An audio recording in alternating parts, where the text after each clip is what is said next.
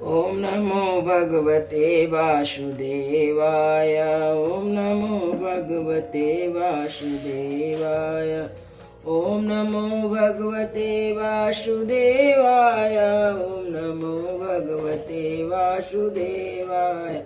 ओम नमो भगवते वासुदेवाय। श्रीमद् भागवतम प्रथम स्कंद अध्याय 9। युधिष्ठिर का भीष्म जी के पास जाना और भगवान श्री कृष्ण की स्तुति करते हुए भीष्म जी का प्राण त्याग करना। सूत जी कहते हैं, इस प्रकार राजा युधिष्ठिर प्रजा दोष से भयभीत हो गए। फिर सब धर्मों का ज्ञान प्राप्त करने की इच्छा से उन्होंने कुरुक्षेत्र की यात्रा की, जहाँ भीष्म पितामह सरसैया पर पड़े हुए थे। शौनक आदि ऋषियों उस समय उन सब भाइयों ने स्वर्ण जड़ित रथों पर, जिनमें अच्छे अच्छे घोड़े जुते हुए थे, सवार होकर अपने भाई युधिष्ठिर का अनुगमन किया।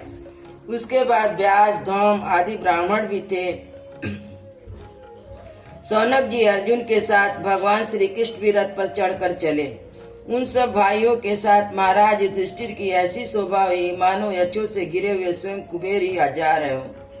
अपने अनुचरों तथा भगवान श्री कृष्ण के साथ वहां जाकर पांडव ने देखा कि भीष्म पितामह स्वर्ग से गिरे हुए देवता के समान पृथ्वी पर पड़े हुए हैं। उन लोगों ने उन्हें प्रणाम किया। शौनक जी उसी समय भरत वंशियों के गौरव रूप भीष्म पितामह को देखने के लिए सभी महर्षि, देवर्षि, राजर्षि वहां आए थे। नारद, धौम, भगवान व्यास, बृहस्पति, भारद्वाज शिष्यों के साथ परशुराम जी, वशिष्ठ, इंद्र, प्रमद, कृत, घृतसमद, असित, कच्छिवान, गौतम, अत्रि, विश्वामित्र, सुदर्शन तथा और भी सुखदेव आदि शुद्ध हृदय महात्मा गण एवं शिष्यों के साथ कश्यप, अंगिरा पुत्र बृहस्पति आदि मुनिगण भी वहाँ पधारे। भीष्म पितामह धर्म की ओर देश काल के विभाग को कहाँ किस समय क्या करना चाहिए इस बात को जानते थे। उन्होंने उन बड़भागी ऋषियों को सम्मिलित हुए देखकर उनका यथोयोग सत्कार किया। वे भगवान श्री कृष्ण का प्रभाव भी जानते थे, अतः उन्होंने अपनी लीला से मनुष्य का भेष धारण करके वहां बैठे हुए तथा जगदीश्वर के रूप में हृदय में विराजमान कर भगवान श्री कृष्ण की बाहर तथा भीतर दोनों जगह पूजा की। पांडव बड़े विनयी और प्रेम के साथ भीष्म पिता के पास बैठ गए। उन्हें देखकर भीष्म पिता की आंखें प्रेम के आंसुओं से भर गई। उन्होंने उनसे कहा, धर्म पुत्रों, हाँ, यह बड़े कष्ट की बात है, अन्याय की बात है कि तुम लोगों को ब्राह्मण धर्म और भगवान के आश्रित रहने पर भी इतने कष्ट के साथ जीना पड़ा, जिसके तुम कदापि योग्य नहीं थे। अतिरथी पांडु की मृत्यु के समय तुम्हारी अवस्था बहुत छोटी थी। उन दिनों तुम लोगों के लिए कुंती रानी को और साथ साथ तुम्हें भी बार बार बहुत से कष्ट झेलने पड़े। जिस प्रकार बादल वायु के बस में रहते हैं, वैसे ही लोकपाल के सही सारा संसार काल भगवान के अधीन है।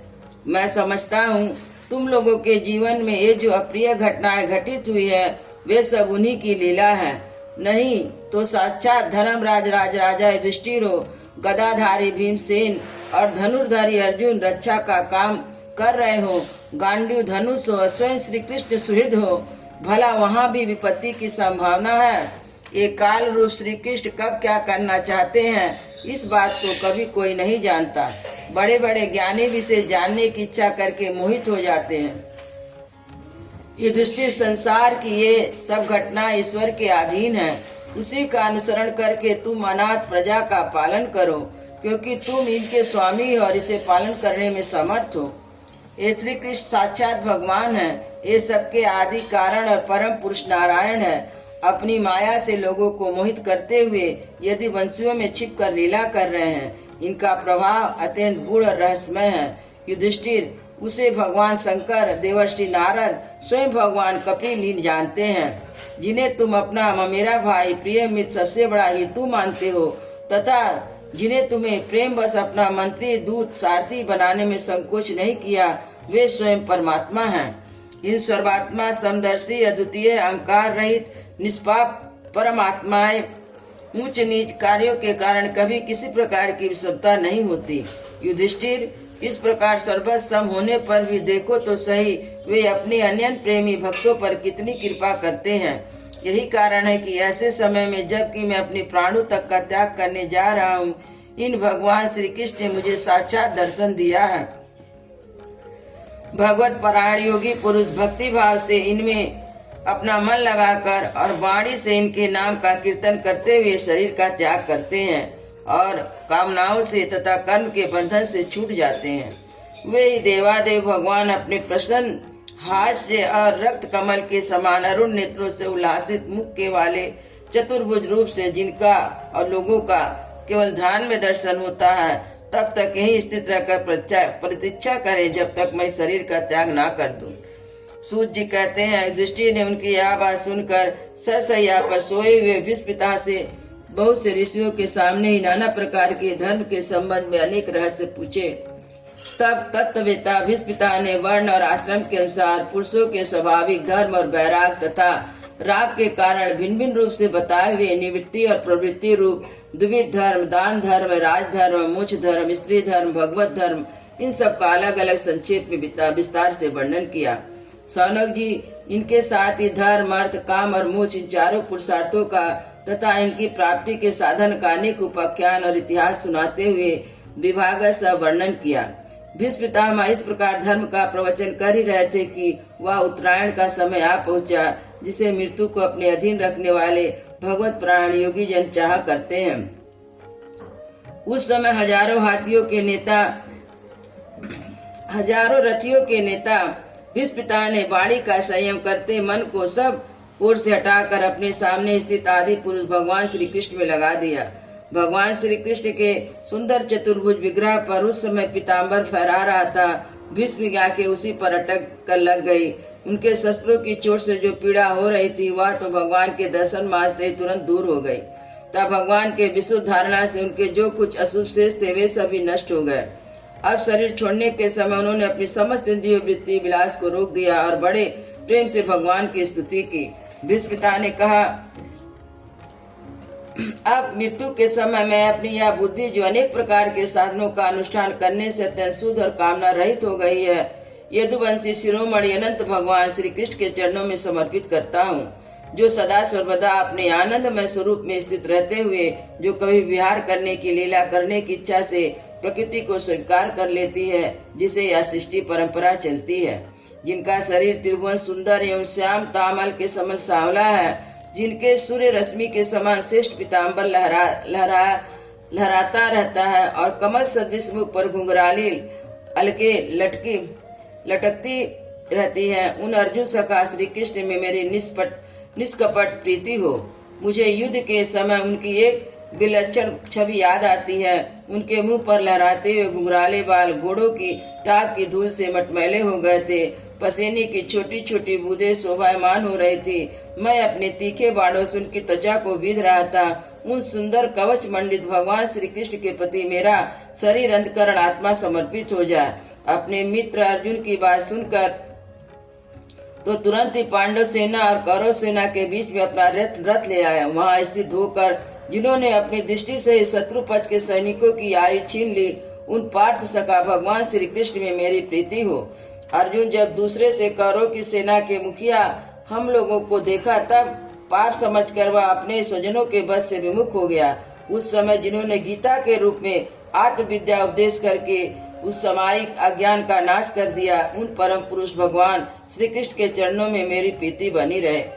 मैंने प्रतिज्ञा कर ली थी कि मैं कृष्ण को शस्त्र ग्रहण कराकर छोड़ूंगा। उसे सत्य एवं ऊंची करने के लिए उन्होंने अपने शस्त्र ग्रहण न करने की प्रतिज्ञा तोड़ दी।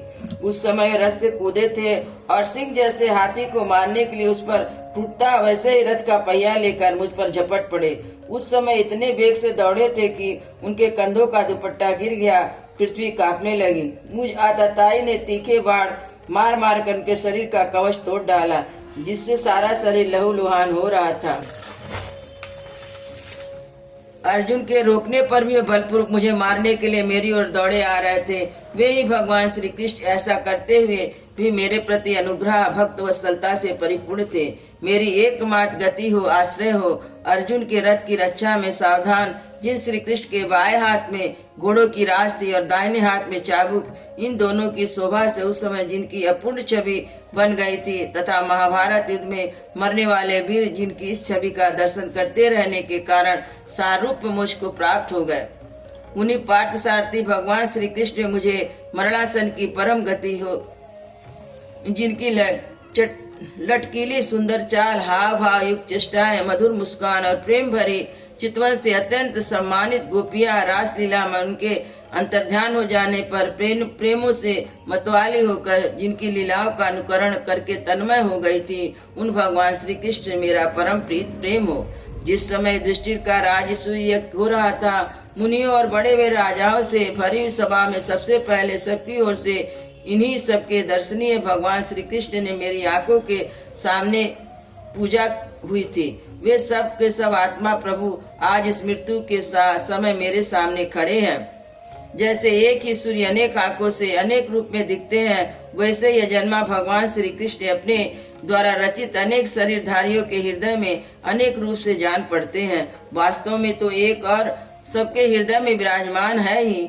उन्हीं भगवान श्री कृष्ण को मैं भेद भ्रम रहित होकर प्राप्त हो गया हूँ। सूत जी कहते हैं, इस प्रकार भीष्म पितामह ने मन, वाणी और दृष्टि की वृत्तियों से आत्मस्वरूप भगवान श्री कृष्ण में अपने आप को लीन कर दिया। उनके प्राण वहीं विलीन हो गए और वे शांत हो गए। उन्हें अनंत ब्रह्म में लीन जानकर सब लोग वैसे चुप हो गए जैसे दिन के बीत जाने पर पक्षियों का कलरव शांत हो जाता है।